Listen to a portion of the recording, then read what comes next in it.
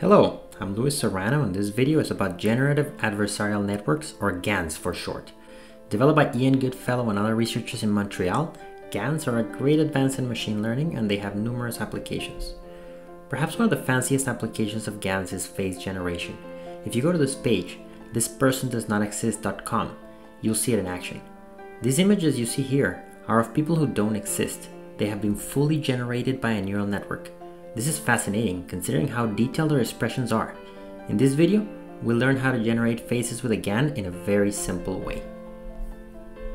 And great news for those of you who like to sing along to the videos as you type code. In this video, we'll be coding a pair of one-layer neural networks which will generate some very simple images, and it's all on GitHub under this repo, which you can find in the links. But if you don't want to write code, this video is for you as well, since we developed the intuition and the equations by hand as well. First, let me give you a general idea of what GANs are. GANs consist of a pair of neural networks that fight with each other. One is called the generator and the other one the discriminator. And they behave a lot like a counterfeiter and a cop. The counterfeiter is constantly trying to make fake paintings, and the cop is constantly trying to catch the counterfeiter. The counterfeiter is the generator and the cop is the discriminator. So as he gets caught by the cop, the counterfeiter keeps improving and improving his paintings, until one day he learns to finally paint a perfect one that completely fools the cop. In neural network language, what happens is that we have a pair of neural networks, the generator and the discriminator, and we train them with a set of real images and a set of fake images generated by the generator. The discriminator is trained to identify which images are real or which ones come from the generator, and the generator is trained to fool the discriminator into classifying its images as real images. In this video, we'll build a very simple pair of GANs. So simple that we'll be able to code them straight in Python without any deep learning packages. This is our setting. We live in a world called slanted land, where everybody looks slightly elongated and walks at a 45-degree angle. This world has technology, but not as developed as ours. They have computer screens which display images, but the best resolution they've been able to work out is 2 × 2. So they have black and white 2 pixels by 2 pixels screens. Also, they have developed neural networks, but only very simple ones. As a matter of fact, they only know neural networks of one layer. But I will show you that in this simple world, we can still create a pair of GANs that will generate faces of the people who live in slanted land. Here are 4 faces of people who live in slanted land. Notice that everybody is elongated and tilted 45 degrees to the left. Since the screens are only 2 pixels by 2 pixels, this is how the pictures of the people look in the screen. They mostly look like a diagonal or a backward slash. And this is how noisy images look. Notice that these are not faces, since they don't look like a backlash, and these are mostly generated randomly. So the goal of our networks is to be able to distinguish faces like these from noisy images or non-faces like these ones. Let's attach some numbers here. We'll have a scale where a white pixel has value 0 and a black pixel has a value of 1. You may have seen this in the opposite way, but we'll do it like this for clarity. This way, we can attach a value to every pixel in the 2 × 2 screens. Okay, we're ready to build our networks. First, I'll build them by hand, and then I'll show you how to get the computer to train them. Let's start by building the discriminator. The first question is, how are we going to tell faces apart from non-faces? Easy. Notice that in the faces, the top left and the bottom right corners have large values because their pixels are dark, whereas the other 2 corners have small values because their pixels are light. On the other hand, in noisy images, anything can happen. Therefore, the way to tell faces apart is by adding the 2 values corresponding to the top left and bottom right corners and subtracting the values corresponding to the other 2 corners. In faces, this result will be very high, whereas in noisy images, it will be low. For example, for this face, the value is 2, and the value for the noisy images minus 0.5. We can add a cutoff or a threshold of, say, 1, and say that any image that scores 1 or higher is a face, and any image which scores less than 1 is not a face, or is a noisy image. In neural network lingo, this is how things look. The values of our 4 pixels get multiplied by plus or minus 1 depending on what diagonal they are on, and then we subtract a total value of 1 or the bias. We add these 4 numbers, and if the score is 1 or more, then the image is classified as a face, and if it's less than 1, that is classified as not a face. In this case, the image is a face because it gets a score of 1. We can also output the probability that something is a face by using the sigmoid function. We apply the sigmoid, which is this function that sends high numbers to numbers close to 1 and low numbers to numbers close to 0. And we get sigmoid of 1, which is 0.73. This discriminator network then assigns to this image a probability of 73% that it is a face. Since it is a high probability, greater than 50%, we conclude that this discriminator thinks that the image is a face, which is correct. Notice that in this neural network, the thick edges are positive and the thin ones are negative, and this is a convention we'll be using throughout this video. Now, if we enter the second image, which is not a face, into a discriminator, then we do the same calculation and we get negative 0.5 for the score. Sigmoid of negative 0.5 is 0.37. This is lower than 50%, so we conclude that this discriminator thinks that this image is not a face. The discriminator is correct again. Now, in the same way, let's build a generator. This is a neural network that will output faces. To build a generator, we'll again take into account that among faces, these 2 corners are high value, these 2 corners are low value, whereas in noisy images or non-faces, anything can happen. So this is how the generator works. First, we start by picking an input z, which is a random number between 0 and 1. In this case, let's say it will be 0.7. In general, the input would be a vector that comes from some fixed distribution. Now let's build a neural network. What we really want is to have some large values and some small ones. The large ones are represented by thick edges and the small ones by thin edges. Because remember that we want large values for the top left and bottom right corner and small values for the top right and bottom left corner. So since the top output has to be large, we want these weights coming in to be large. So let's make them +1s. Now what do we get for the output here? Well, first we're going to get a score of +1 times 0.7 plus 1, which is 1.7. Now let's look at the second node. It corresponds to the top right corner, so it has to be a small value. So let's put negative numbers here. What do we get for the score? We get -1 times 0.7 minus 1, which is -1.7. In the same way, we want a small value here, so we put weights of -1, and we get -1.7. And for the last one, we want a higher value, so we put +1s, and we get +1 times 0.7 plus 1, which is 1.7. Now those are just the scores. We need to apply sigmoid to find the probabilities. So we apply sigmoid and we get 0.85, 0.15, 0.15, and 0.85. Those are the values that will go in our pixels. And notice that our image looks like a diagonal, which is how we define our faces. Notice that by the way we built it, this neural network will always generate large values for the top left and bottom right corners and small values for the top right and bottom left corners, no matter what value z we input, because remember, z is between 0 and 1. Therefore, this neural network will always generate a face. That means it's a good generator. Of course, we built these neural networks by eyeballing the weights, but that's not how it's normally done. In general, we have to train the neural networks to get the best possible weights.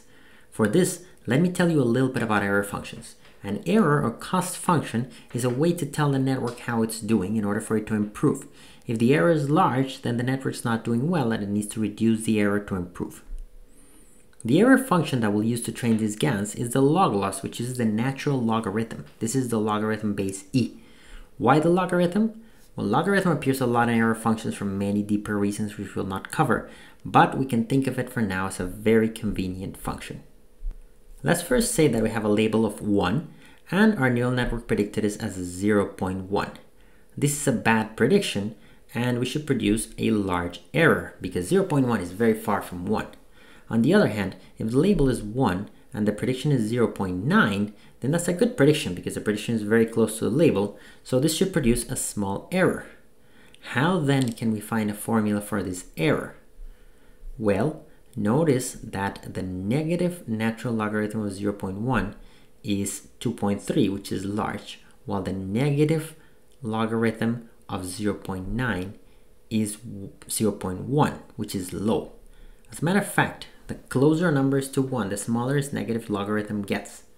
Therefore, when the label is 1, the function negative logarithm of the prediction is a good error function. Now let's go in the other extreme, when the label is 0. In this case, if we had a prediction of 0.1, it would be good because it's close to the label. Therefore, the error should be small. On the other hand, a prediction of 0.9 is terrible, so the error should be large. The function that we need here is similar to the previous one, but with a slight difference. It is the negative logarithm of 1 minus the prediction. Notice that in the first case, the error is the negative logarithm of 0.9, which is 0.1, and in the second case is the negative logarithm of 0.1, which is 2.3. And this matches what we wanted, which is that the first error is small and the second is large. To summarize, if the label is 1, which means we want the prediction to be 1, we define the log loss to be negative logarithm of the prediction. Notice that from the graph of negative logarithm of x on the right, this is big when the prediction is close to 0 and small when the prediction is close to 1. And then when the label is 0, which means that we want the prediction to be close to 0, then we use as an error function the negative logarithm of 1 minus the prediction. From the graph of negative logarithm of 1 minus x in the right, we see that when the prediction is close to 0, there's a low error, and when the prediction is close to 1, there is a high error. So these two are the error functions that we're going to use for training the generator and the discriminator based on if we want the prediction to be 0 or 1. Now that we have our error functions, we get to the meat of our training process, which is backpropagation. I will explain it very briefly. The way we train a neural network is by first taking a data point and performing a forward pass, calculating the prediction, and then calculating the error based on the log loss that we previously defined. Then we proceed to take the derivative of the error based on all the weights using the chain rule. This will tell us how much to update each weight in order to best decrease the error. The way we reduce your error using a derivative is a process called gradient descent. Long story short, what you do is you plot the error with respect to the parameters, then calculate the gradient, which is the direction of greatest growth, and then take a tiny step in the direction of the negative of this gradient in order to find new parameters that decrease this error as much as possible. Now we're ready to train the generator and the discriminator, and what we have to do is put the right error functions on the right places. Here's our pair of neural networks, and notice that the weights are not yet defined. So we start by defining them as random numbers. Now we select Z as some random number between 0 and 1, which is going to serve as the input to the generator. We do a forward pass on the generator to obtain some image, which is probably not a face since the weights are random. This is going to be our generated image. Now we pass that generated image through the discriminator so the discriminator can tell if it's fake or not. The discriminator outputs a probability. So let's say that it's, for example, 0.68. Now pay close attention because this is where the rubber meets the road. This is where we define the correct error functions. First, let's think. What does the discriminator want to do here? In other words, if the discriminator was great, what should it output? Well, since the image is not a face, but it's a generated image from the generator, then the discriminator should be saying that it's fake. That means that the discriminator should be outputting a 0. If we remember the error function, the way we measure an error when we want the neural network to output a 0 is the negative logarithm of 1 minus the prediction. This is an error that will help us train the discriminator. Now that we've figured out what the discriminator wants, let's go to the generator. What does the generator want? Well, the generator's wildest dreams are to generate an image so good, so real that the discriminator classifies it as real. Therefore, the generator wants this whole neural network, the connection of the two, to output a 1. That means that the error function from the generator is negative logarithm of the prediction. So that is the error function that will help us train the weights of the generator. In other words, if g of z is the output of the generator and d of g of z is the output of the discriminator, then the error function for the generator is negative logarithm of d of g of z, and the error function from the discriminator is negative logarithm of 1 minus d of g of z.